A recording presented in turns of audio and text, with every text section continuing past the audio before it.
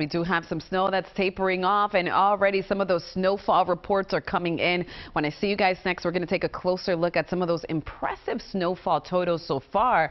But here it is. Here's our winter storm that moved through overnight, produced around 3 to 5 inches in some spots already on the ground across the region, and it is beginning to pull away. You can see those darker, deeper blues over New England. Right here at home, we're still dealing with some snow, but it's not coming down as heavily as it once was. Now, snow will depart from west to east. You can see already our western suburbs beginning to see that snow thin out. Right here in Philly, we are actually on the fringe of beginning to see the snow move off towards the east, but out towards New Jersey, Trenton, New Jersey, South Jersey, you're still in the thick of it, and that's going to be the case at least through the next hour. After sunbreak, after the sun rises, we'll see that snow begin to taper off and eventually pull away. How much snow we're talking?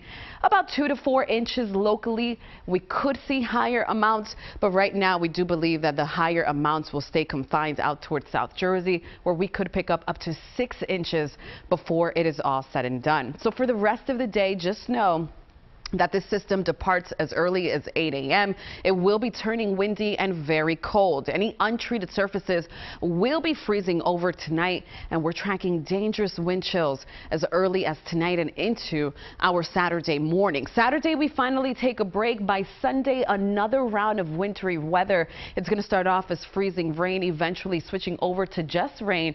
And here's a look at the 7-day forecast. Tammy hinted at it, but on Tuesday, we're going to see a blast of Arctic air move through the region. Notice those temperatures, 28. That's it. We'll be climbing to just 28 degrees Tuesday afternoon, and temperatures really take a tumble by Tuesday night. We'll be in the teens.